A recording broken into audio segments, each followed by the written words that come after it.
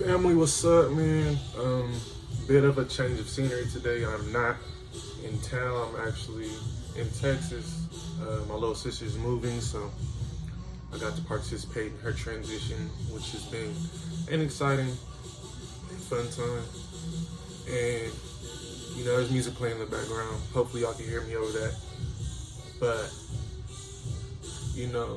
today I really just want to talk about presence and the power of presence. And presence, the best definition I could think of was coined by Eckhart Tolle in his book The Power of Now.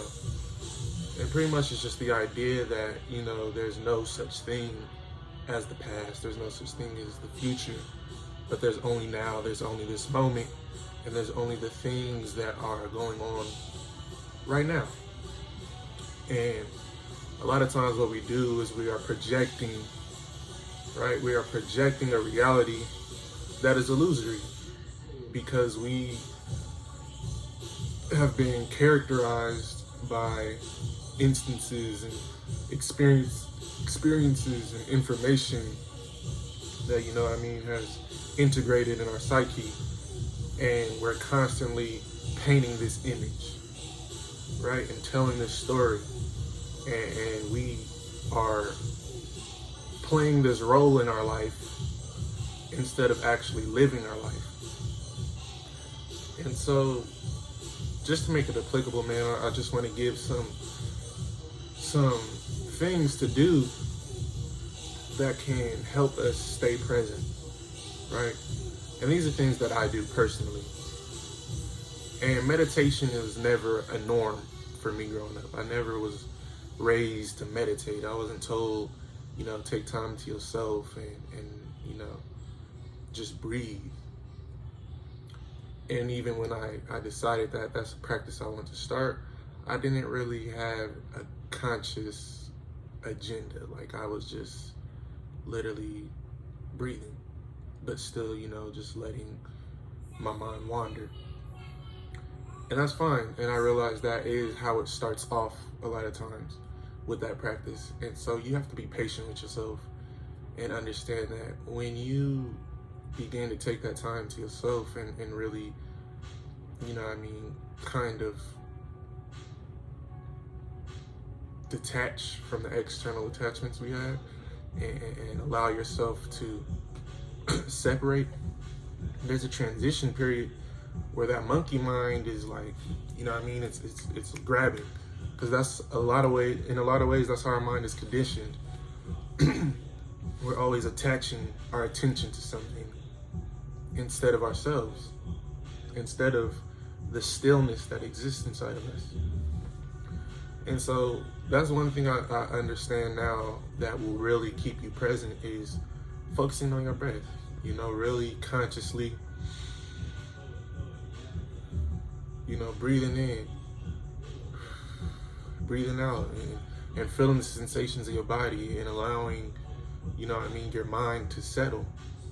And yeah, you're gonna have those thoughts, but you can't battle with your thoughts. You can't battle with your thoughts. You just have to recognize them, see them, let them say what they're gonna say and let them pass. And sometimes, it's gonna be overwhelming. It's gonna be just a train of thoughts. But then you recognize, this is how my brain is operating. Like, that's not healthy. So you have to take that time and go through that transition period and don't get overwhelmed or feel like it's in vain, because that passes and it gets easier. And that's not to say that I'm some professional at meditating, but that's just to say, man, I took that step. And, I can see the benefits. And so that's one thing to stay present, man, is literally focusing on the breath and just watching your mind. And, another thing for me is reading books, like gaining that information that is beneficial to that goal of being present. You have to, because a lot of times we don't have we don't have an understanding of what that really means in depth.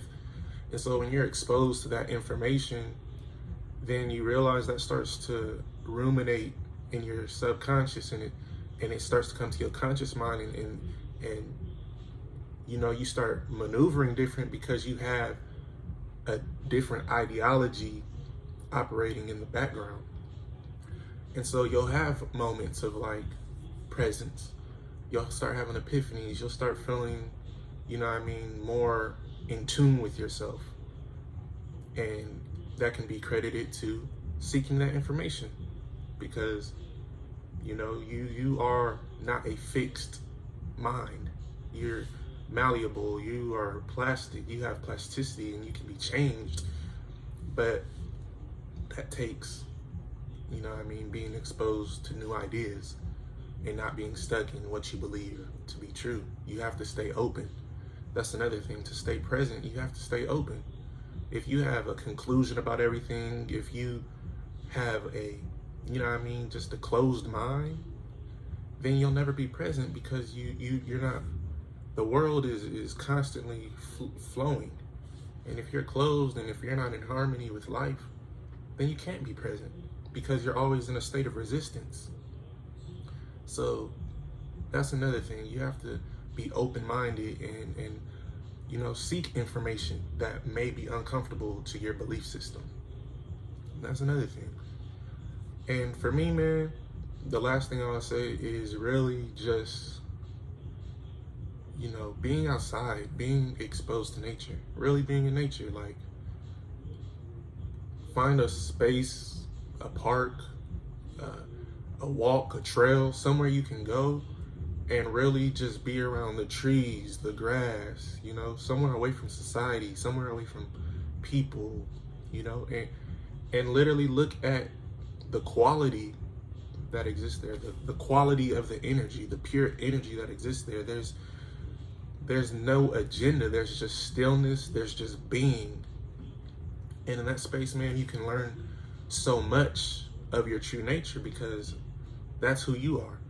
You know, the same stillness that the tree exudes is the same stillness that exists within you, right? The same cyclical nature of nature is the same thing that exists in you, you know? And you just got to realize that you have seasons, and things are normal, and whatever you experience is not set in stone.